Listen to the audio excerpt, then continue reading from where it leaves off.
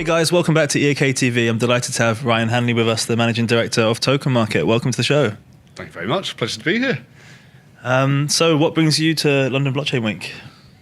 So we're based in London. I look after the UK office, and we're asked to come on to a panel to talk about the, much talked about, not a huge amount understood, security token market, which we're very involved in. Really? So how are you very involved in that? So taking it back a step, Token Market, we're Europe's sort of largest issuer for ICOs. So we raised about £240 million in the last 2 years, did 30 or so ICOs. And now within this changing kind of landscape, we're looking at a few ways in which we can tokenize securities. So one of those in the UK is where we're working under the FCA Sandbox Cohort 4, where we'll sort of effectively be able to issue tokens, which will be a representation on the blockchain, under a UK crowdfunding license. So meaning that we can actually take an offering of an issuance, an early stage growth capital company, issue a token, and have everyone from large private investors all the way through to retail investors, much like we've seen within other crowdfunding offers on things like Crowdcube or Seedrs. Okay. So do you think there's still going to be a market for ICOs, or do you think we're literally just moving over to STOs? We've seen a much depressed market, definitely. I think probably rightfully so. From some of I think the narrative changed a lot within the ICO market last year. We saw a lot of people judging things on hype rather than actual sort of solid fundamentals and what people were building, and absolute justification of how a token can kind of operate within a decentralized network.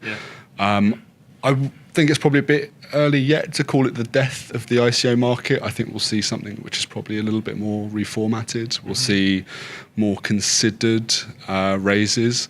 I think there'll be more justification in terms of how people are raising funds, how that kind of will work, what they're going to be spending those on. And I don't think anyone's going to be do 30, 40, 50 million pound raises for something that's pre-product.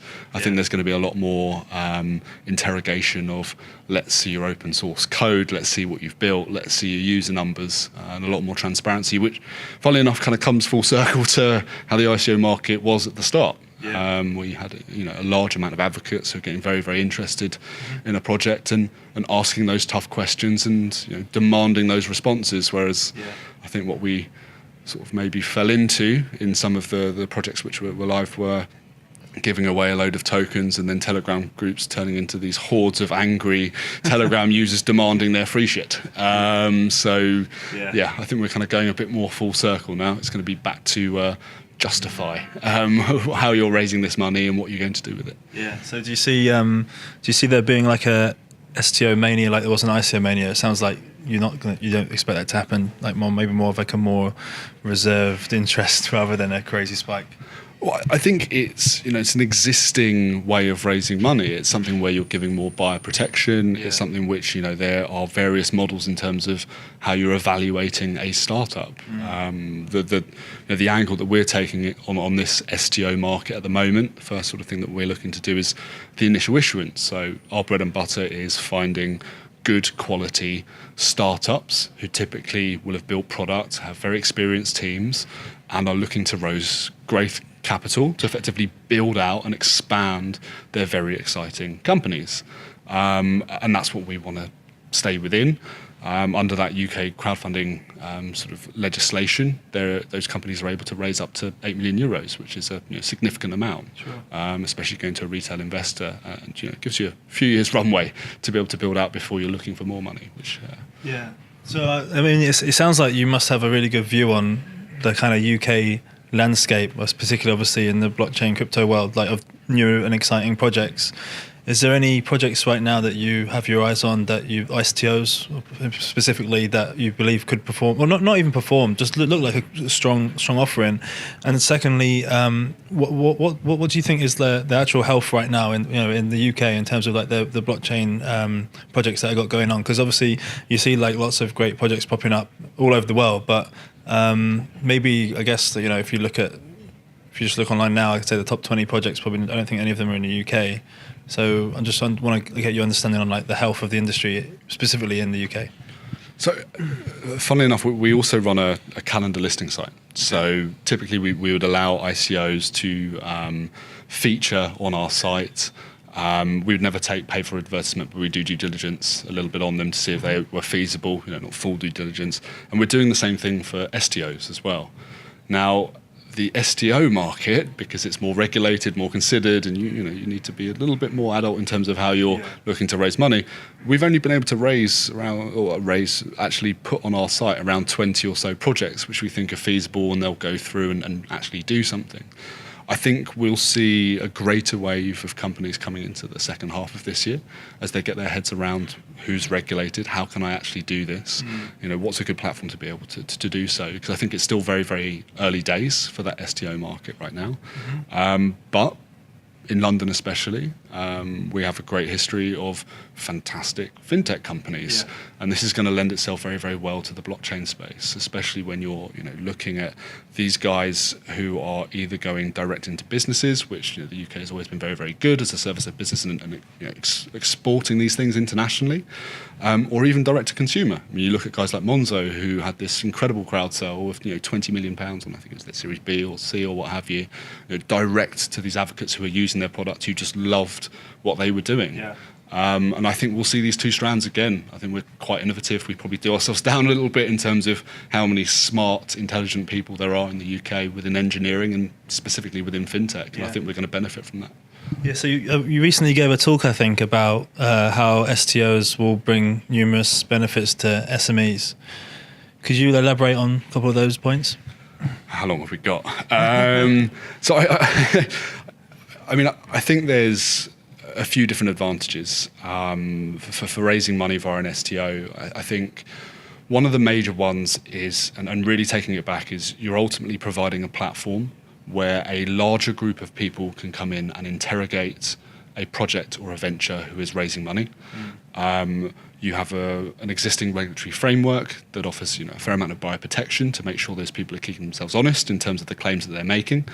And effectively, you're facilitating, hopefully, a more efficient way for these startup companies to be able to go out and to raise capital that they need, but maybe not to have spend so much money up front, so much money on plane fares and hotels and reaching people who sometimes purport that they're investors and maybe don't have so much available capital, providing a platform which makes it easier for those two people to meet. And I think that the ideals of an issuance via an STO can very much benefit that. I think the other thing that you've got to look at there is, what are the options for these very smart technology-driven companies who could potentially scale internationally?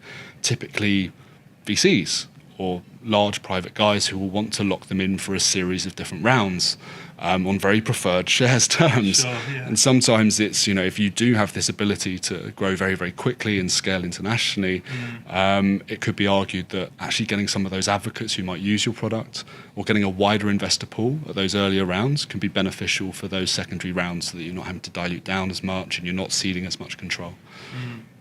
Would you say there's any specific industries that you believe would really benefit, or do you think could just be as widespread as? Just tokenize the world. No, I think there's I think bringing it back to I think we kind of get a little bit confused with all the technology and acronyms and phrases sometimes, but good quality, serious companies who have the ability to scale quickly and internationally. That's what we're looking for. We want to work with those types of guys who are saying, do you know what? I've got something where it's either a really engaged user base and I want those guys to share in the profits of me building out this company, and I want to be closer to them and get feedback from them and to be able to raise capital from those guys and really make them feel loyal to me and be advocates, which I think is a new investor class which the ICO market did actually do quite well in actually kind of launching.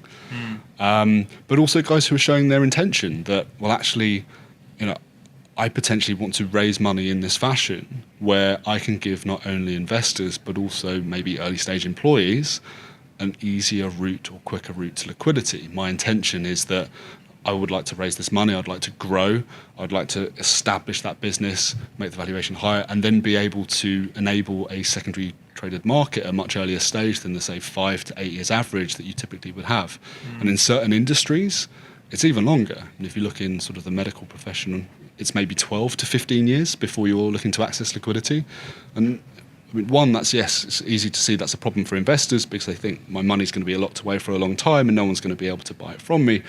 But also for founders, if you're taking on a really hot CTO, really hot marketing guy, someone from Amazon, Google, Facebook sees that you have that person, they can pay them twice the amount, 3 times the amount. And what do you have to keep them with you to go and develop, your roadmap? It's equity. But these people have lives. So if you can enable them to actually liquidate some of that equity along the process, you've got a greater chance of keeping your rock stars. Interesting. Okay, so let's say our viewers are obviously looking to invest in an STO or trying to jump, to look for new interesting projects. What do you think's? I mean, how do you guys find those projects that are interesting to Token Market?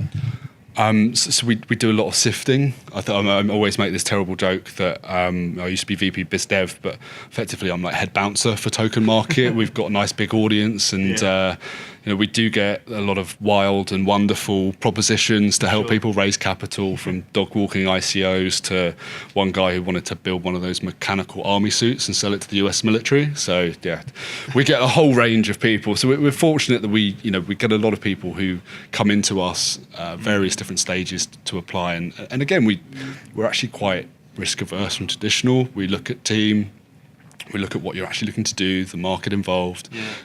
What have you actually built? What are you going to build? What are your capabilities? What's the size of the market?